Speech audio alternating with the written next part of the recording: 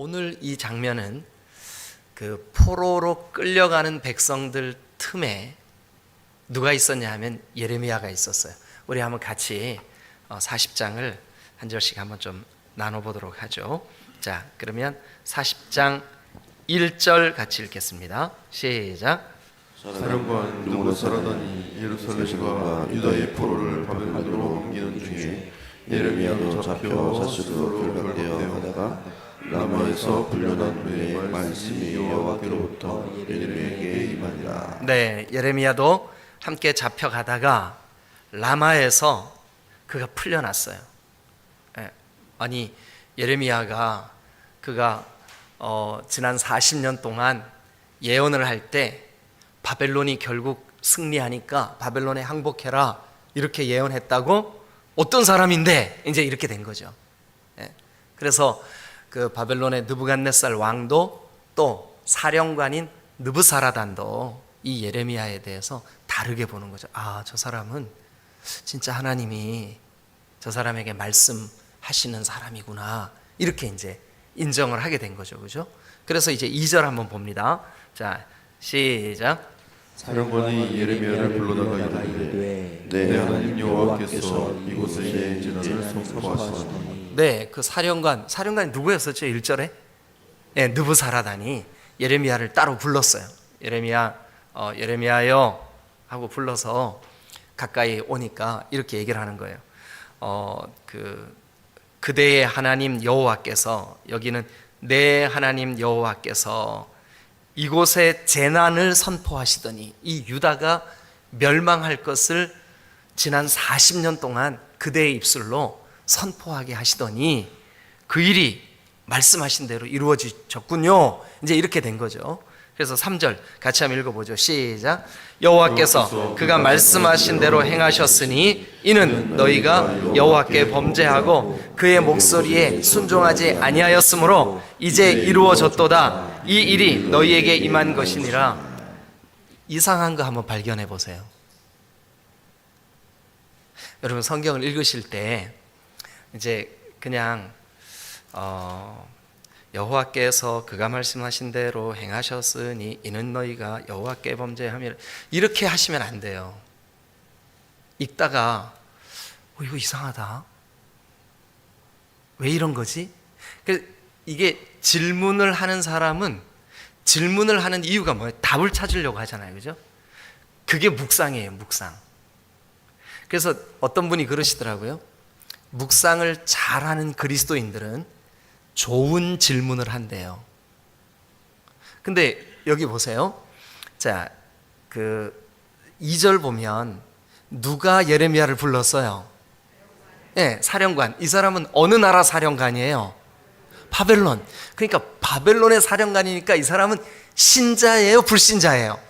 불신자예요. 불신자. 근데 불신자가 지금 하나님의 거룩한 종인 예레미야가 지난 40년 동안 바벨론이 이긴데, 유다가 바벨론에 의해서 멸망한데 이거 예언했다는 것을 알았어요. 불신자가. 그래서 불신자가 지금 얘기하는 거예요. 3절 보세요. 이제 불신자 얘기예요. 지금 이 느부사라단이 하는 말이라고요. 뭐라 그러냐 하면 여호와께서 그가 말씀하신 대로 행하셨구나. 불신자가 얘기하는 거예요. 하나님이, 네가 믿는 그 예레미야여, 그대가 믿는 하나님이 그 하나님이 말씀하신 대로 행하셨군요. 그러면서 하는 말이, 이는 그렇게 하신 이유는, 그러니까 유다가 멸망하도록 내버려 두신 이유는 너희가, 유다 백성들이 여호와께 범죄하고, 그러니까 이 느부사라단도 이 유다 나라가 멸망한 이유가 뭐 때문이라고 지금 알고 있는 거예요. 불신자도 뭐 때문이라고 알고 있는 거예요. 너희의 범죄함 때문이구나. 너희의 범죄함 때문이구나. 근데 그 범죄한 구체적인 내용이 뭐라고 지금 느부사라단이 말하고 있어요. 뭐래요? 그의 목소리에 순종하지 아니하였기 때문에 이제 이 일이 뭔데요? 바벨론에 의해서 유다가 멸망한 일이 이루어졌구나. 야, 아니, 저 불신자인 바벨론의 사령관 느부사라단이 지금 그 내용을 알고 있는 거예요, 이게. 예? 너무 신기하잖아요. 그죠? 예. 여러분, 지금 이 시대에 교회와 또 믿는 자들이 도대체 무슨 문제를 안고 있는지 불신자들이 더 잘 알아요. 너희들 말씀대로 안 살잖아. 너희들 입술로만 뻔지르르 하잖아. 여러분, 이게 오늘날 심각한 문제입니다. 어느 정도로 심각하냐 하면 유대 나라가 이것 때문에 망한 거예요. 입술로는 사랑합니다. 우리 서로 사랑합시다. 성경에 사랑은 오래 참습니다. 근데 오래 안 참어. 사랑은 온유합니다. 온유한 구석을 찾아볼 수가 없어. 네? 여러분, 그러니까 이 말씀이요, 저 구약 성경에 예레미야의 때에 쓰여졌다고 생각하시면 안 돼요. 하나님이 오늘 우리에게 주시는 말씀이에요. 근데 뭐래요? 저 불신자들이, 저 바벨론의 그 사령관이 뭐라 그래요? 너희들 말씀대로 안 살잖아. 너희들 불순종하잖아. 그래서 망한 거예요. 이게요, 저는 이 말씀 읽으면서 야, 진짜 하나님의 이 경고의 말씀이 너희들이 순종하지 아니함으로, 말씀이 가르치는 대로 살지 아니함으로 너희에게 이루어졌다라고 하는 것을 불신자들이 알고 있다는 것이, 이게 오늘날 우리를 정말 돌아보게 하는 말씀이구나, 이런 생각이 들어요. 여러분, 예레미야가 지난 40년 동안 목이 터져라 외쳤던 것은 뭐냐 하면, 이제라도 우리 회개합시다. 그럼 우리 삽니다. 그런데 그 하나님이 주시는 말씀을 아무도 들으려고 하지 않았어요. 근데 결국 그 일이 이루어졌고, 예레미야는 여러분, 제가 이 예레미야를 처음 시작할 때 그는 제사장 출신이에요. 아무리 나라가 국군이 기울어가고 멸망할 때가 가까이 왔다 할지라도 그냥 자기 자신을 그냥 가만히 내버려 두면 부귀 영화 누릴 수 있는 사람이에요. 존경받으면서 살 수 있는 사람이에요. 그런데 이 사람 가난을 자처했어요. 감옥에 가는 것을 무서워하지 않았어요. 하나님이 주신 말씀을 두렵고 떨림으로 전했어요. 그러니까 이 사람의 삶을 우리가 한마디로 딱 이렇게 요약할 수 있어요. 말씀대로 살아낸 사람이에요. 말씀대로 살아낸 사람이에요. 여러분, 때때로 예레미야를 오해하는 사람들도 있었습니다. 너 매국노 아니야? 너 왜 조국이 멸망한다는 말을 그렇게 쉽게 해? 바벨론이 우리를 쳐들어와서 바벨론에 의해서 우리가 망한다고? 뭐야, 너 우리 조국이, 우리 민족이 망하는 걸 너 바래? 여러분, 그러나 오해를 하고 그를 미워하고 그를 감옥에 가두고 그 제사장이신 예레미야를 여러분 무릉덩이 감옥에 발로 차 넣고 그가 선포하는 말씀을 가위로 잘라 난로에다 집어넣어 태워버리고, 얼마나 여러분 예레미야가 자존심 상하고 억울하고 답답하고 속상했겠습니까? 그러나 한 번도 그가 하나님 앞에서 굽히지 않고 진실된 삶을 살아냈습니다. 오늘날 우리에게 회복돼야 될 게 이거예요. 말씀대로 사는 삶. 종종 저 자신도 하나님, 제가 정말 하나님 앞에 너무 창피하고 부끄러울 때가 많습니다. 그럼에도 불구하고 강단에서 설교한 대로 좀 살게 해주세요. 여러분, 유명한 이야기가 하나 있어요. 칸트라고 하는 철학자 아시죠? 그 칸트라고 하는 철학자가 위대한 철학자로 자라나게 된 배경에는 그의 아버지가 계셨어요. 요즘 이상한 아버지들도 많잖아요, 그죠? 그런데 칸트의 아버지가 아주 진실된 그리스도인이었었어요. 어느 날 이 칸트의 아버지가 이 마을에서 저 마을로 가야 되는 으슥한 산길을 지났어요. 근데 그 산에 강도들이 있었어요. 근데 이 칸트의 아버지가 이 동네에서 저 동네로 가야 되는데 그만 강도들한테 걸린 거예요. 그래가지고 칼을 딱 들이대면서 너 있는 거 다 내놔. 그래 이 칸트의 아버지가 이 강도가 막 칼 들이대면서 다 내놔 그랬으니까 그래가지고 막 주머니에 있는 거 다 꺼내놨어요. 그런데 막 칸트의 아버지 막 너무 무섭고 순간적으로 얼마나 긴장했겠어요, 그죠? 그래가지고 막 정신없이 막 다 꺼내주고 이제 갔어요. 그래 겨우 목숨을 살린 거죠. 하면서 조금 가다가 가만히 생각해 보니까 내가 아침에 세수하려고 금반지를 끼고 있다 그걸 빼서 여기 작은 주머니 여기다 넣어놨는데 강도한테 너무 급한 나머지 주머니에 있는 것만 다 꺼내주고 이 작은 주머니에 있는 금반지를 안 꺼내주고 강도가 이랬어요. 이게 다야! 예, 다예요. 근데 한참 가다 생각해보니까 자기가 강도한테 거짓말한 게 생각이 난 거예요. 다 아닌데 여기 감춰놓은 금반지가 있었는데. 그래가지고 이 사람이 돌아서서 이거 여러분 실화입니다. 여러분 웃으시지만 실화입니다. 이 사람이 여보시오 미안하오, 내가 그대들에게 거짓말을 했어. 내가 사실은 여기 아직 금반지가 하나 있는데 여기 있다는 것을 내가 깜빡 생각을 못하고 일부러 한 거짓말이 아니요, 나를 용서하시오. 그 금반지를 꺼내놨다는 거예요. 강도가 기가 막힌 거예요. 생전 강도 짓을 평생 하면서 살았는데 이런 놈 처음 본 거예요. 그래가지고 물끄러미 그 어르신을 쳐다보다가 강도들의 마음속에 야, 이런 분도 있구나. 이분을 해코지했다가는 하나님 앞에 큰일 나겠구나. 그래가지고 이 강도 두 사람이 무릎을 꿇고 이 어르신한테 이랬다는 거예요. 어르신, 우리가 잘못했습니다. 우리를 위해서 기도 한 번만 해주십시오.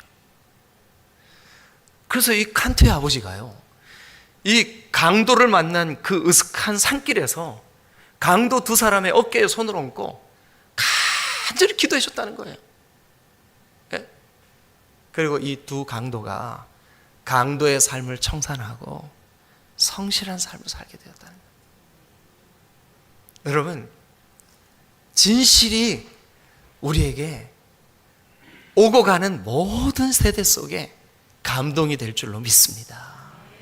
우리가 이 목사님 그런 소리 하지 마세요. 요즘 세상에 진실하면 다 망해요. 진실하면 다 코베가요. 근데 여러분, 교회 내에 얼마나 똑똑한 사람, 잘난 사람 많습니까? 그런데 진실한 사람을 찾아보기가 너무너무 힘들어요. 그런데 여러분, 예레미야가 끝까지 하나님 앞에서 자기는 자기가 살아남으려고 바벨론이 결국 유다를 와서 쳐서 유다가 멸망할 때 자기 목숨 보존하려고 그렇게 예언했던 게 아니에요. 하나님이 주시는 말씀이니까 하나님이 주시는 말씀 그대로를 선포했을 뿐이에요. 그 진실한 삶을 감옥에 가도 그 말씀, 억울한 일을 당해도 그 말씀, 자기가 전한 말씀을 난도질 당해서 다 난로에 태워줘도 그 말씀, 하나님이 주신 그 말씀, 하나님이 주신 그 말씀. 여러분, 그랬더니 하나님께서 결국은 이 예레미야를 유다의 멸망의 순간에 여러분 세워주신 줄로 믿으시기를 축원합니다. 오늘 우리 디딤돌교회에도 진짜 필요한 사람은 누구냐 하면 잘나고 똑똑한 사람이 아니라, 진짜 어리숙하다고 바보같이 바보 취급을 당해도 그래도 진실한 사람, 하나님의 말씀이라면 그거 붙잡고 사는 사람. 여러분, 제가 퀴즈 낼 테니까 한번 알아맞혀 보세요. 권사님하고 집사님하고 싸웠어요. 누가 이겨야 맞아요? 집사님이 이겨야 맞죠. 근데 요즘은 누가 이겨요? 대답하기 어렵죠. 왜냐하면 어렵죠. 예. 왜냐하면 저도 잘 모르겠어요. 근데 여러분, 집사님하고 권사님하고 싸워서 권사님이 이기면 그 교회는 망합니다. 그 교회는 안 됩니다. 권사가 져야 맞는 거예요. 장로하고 집사하고 싸우면 누가 이겨야 맞을까요? 집사가 이겨야 돼요. 왜냐하면 장로가 충분히 이길 수 있어요. 말로도 이길 수 있고 실제로도 이길 수 있어요. 사회적인 지위로도 이길 수 있어요. 근데 장로가 이기면 그 교회는 망하는 교회입니다. 안 되는 교회입니다. 왜 그럴까요? 이길 수 있는 능력이 있지만 저 주는 게 진짜 능력이에요. 근데 예레미야가 그동안 그의 삶이 그래 왔어요. 지난 40년 그렇게 살았어요. 근데 여러분, 그 진실되고 그 외면당하는 그의 삶이 마지막 순간에 한번 보세요. 적장의 사령관이 그를 불러서 그에게 그가 40년 진실된 삶을 살았던 것을 이미 적장이 알고 있어요. 그 불신자가 알고 있는 거예요. 여러분, 저와 여러분들의 삶이 정말 하나님의 그 거룩하신 은혜 안에 진실된 삶이 되실 수 있기를 주님의 이름으로 축원합니다. 자, 우리 그 다음 말씀도 좀 한번 읽어보죠. 계속해서 우리 이제 4절 말씀 한번 읽겠습니다. 자, 시작. 보라, 내가 오늘 내 손에 사슬을 풀어 너를 풀어주노니 만일 내가 나와 함께 바벨론으로 가는 것을 좋게 여기거든 가자. 내가 너를 선대하리라. 만일 나와 함께 바벨론으로 가는 것을 좋지 않게 여기거든 그만두라. 보라, 온 땅이 내 앞에 있나니 내가 좋게 여기는 대로 옳게 여기는 곳으로 갈지니라 하니라. 자, 이 느부사라단, 그러니까 저 바벨론의 총사령관이 예레미야에게 이렇게 제안을 합니다. 예레미야여, 나와 같이 바벨론에 가서 삽시다. 그러면 내가 그대의 안전을 지켜주겠소. 그리고 그대에게 원하는 것을 주겠소. 그러니까 이 말은, 여러분 그 본문을 자세히 읽어보세요. 보라, 내가 오늘 네 손에 사슬을 풀어주노니 만일 네가 나와 함께 바벨론으로 가는 것을 좋게 여기거든 가자. 내가 너를 선대하리라. 내가 너를 선대하리라 라고 하는 말 속에는 내가 그대가 지난 40년 동안 예언하고 선포했던 모든 말씀들, 하나님 앞에 진실된 삶 내가 다 듣고 다 보았다. 그러니 내가 그대를 선대하리라. 그러나 그대가 원한다면 그대가 원하는 대로 가시오. 이 땅에 원하는 대로 가시오. 자, 여러분, 그러니까 예레미야 앞에 세 가지 옵션이 있어요. 세 가지 옵션. 어떤 옵션일까요? 첫 번째 옵션은 뭐예요? 이 느부사라단이 제안한 대로 바벨론에 따라가는 거예요. 거기에는 뭐가 기다리고 있을까요? 부귀 영화가 기다리고 있어요. 그죠? 예. 두 번째 옵션은 뭘까요? 예레미야가 원하는 대로 가는 거예요. 근데 이 당시에 그 나라의 중요한 미리 그 조국을 버리고 도망친 사람들, 중요한 인물들이 많은 경우에 애굽으로 도망갔어요. 애굽. 근데 그 애굽으로 도망갈 수 있는 가능성이 있어요. 예레미야도 아이고 이거 뭐 예루살렘은 불탔고 성전은 다 파괴됐고 이제는 더 이상 여기 이 아주 그 초토화된 이 땅에서 내가 살 수 없지 하고 애굽으로 도망갈 수 있어요. 그럴 가능성이 있어요. 그럴 수 있어요. 그리고 세 번째 옵션 뭐냐 하면 이 땅에 남아서 불타고 황폐한 백성들을 위로하는 삶을 사는 거예요. 그가 조국의 멸망을 예언했지만 이제는 대안을 예언할 수 있어요. 여러분, 우리 조국이 멸망했지만 이제 우리가 이렇게 하나님 앞에서 삽시다 하고 하나님 앞에. 근데 그 삶은 고단할 거예요. 왜냐하면 다 불타고 없어졌으니까. 거기에 어쩌면 위험이 있을 수도 있어요. 왜냐하면 그 조국에 살던 사람들이 예레미야, 네가 이렇게 될 것을 알고 미리 예언했잖아. 그런데 더 강력하게 왜 안 했어? 하면서 돌로 그를 칠 수도 있어요. 아니 실제로 예루살렘에는 예레미야를 극렬히 반대하던 사람들이 아직 거기 남아 있어요. 자, 세 가지 옵션 중에 예레미야가 가장 육신적으로 좋은 옵션은 뭘까요? 바벨론에 가서 부귀영화 누리는 거예요.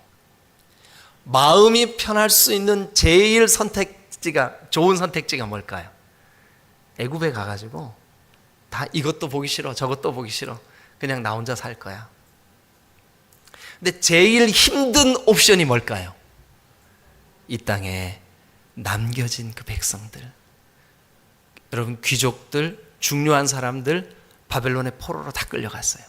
근데 여기 남은 사람들은 가난한 사람들, 못 배운 사람들, 기득권을 가지지 못했던 사람들. 여러분, 재활의 가능성이 없는 사람들만 남겨뒀어요. 근데 거기에서 그들과 함께 다시 하나님의 이름을 부르고 하나님 앞에 그 자기의 남은 인생을 그렇게 살 수가 있어요. 그렇게 살 수가 있어요. 여러분, 그런데 예레미야가 어떤 옵션을 선택했을까요? 어떤 옵션을 선택했을 것 같으세요? 이 세 가지 중에. 자, 한번 보십시다. 5절. 자, 시작. 예레미야가 아직 돌이키기 전에 그가 다시 이르되 너는 바벨론의 왕이 유다 성읍들을 만들도록 세운 사반의 손자 아이감의 아들 그다랴에게로 돌아가서 그와 함께 백성 가운데 살거나 내가 옳게 여기는 것으로 가거나 할지니라 하고 그 사령관이 그에게 양식과 선물을 주어 보내매. 예, 사령관이 예레미야에게 양식과 선물을 주면서 그대가 원하는 대로 하시오. 그러니까 이제 예레미야 앞에는 그 선택지가 있는 거예요. 자, 그런데 예레미야가 6절. 자, 시작. 예레미야가 미스바로 가서 아이감의 아들 그다랴에게로 나아가서 그 땅에 남아있는 백성 가운데서 그와 함께 사니라. 그러니까 그 땅에 남아있는 백성들, 이 사람들이 누군데요? 가난한 사람들, 소외된 사람들, 그 땅에 남겨둬도 별 소망이 없는 사람들. 그러니까 이 예레미야는 그의 육신으로 볼 때 가장 살아내기 힘든 옵션을 선택을 한 거예요. 그리고 그곳에 남겨진 거죠. 여러분, 우리가 오늘 정말 예레미야를 통해서 이 사람 백성들의 귀족들, 왕족들, 가진 자들, 배운 자들 다 포로로 끌려갔으니까 거기에 남아있는 사람들은 없는 사람들, 못 배운 사람들, 가난한 사람들. 유다가 건장할 때, 유다가 나라로서 완전한 형태를 갖추고 있을 때 전혀 두각을 나타내지 못했던 사람들. 그런데 예레미야는 그들에게 남기로 결정했어요. 여러분, 이 예레미야가 백성들과 함께 있어주기로 결정한 거죠. 이게 참 신앙의 모습이 아닌가. 여러분들이 이제는 예레미야처럼 정말 여러분들 주변에 연약한 사람들, 그리고 나보다 좀 약한 사람들, 그들에게 여러분들이 손을 내밀어 주세요. 그리고 이제 우리가 예레미야 정도 되면 그랬을 수도 있죠. 예를 들어서 거봐, 내가 이렇게 될 거라고 했지. 그러면서 여러분, 사람들을 오히려 핀잔을 주고 왜 그랬냐고, 왜 그것도 못하냐고 이럴 수 있어요. 근데 여러분, 여기 성경에 보니까 예레미야 아무 말도 하지 않아요.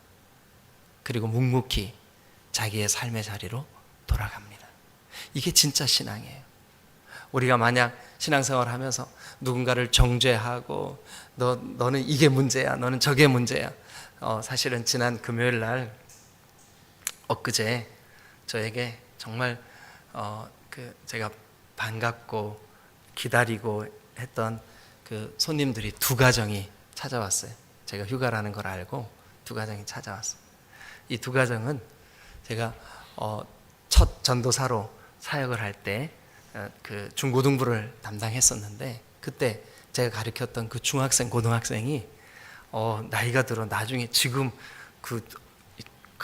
생각해보니까 저랑 나이 차이가 많이 안 나더라고요.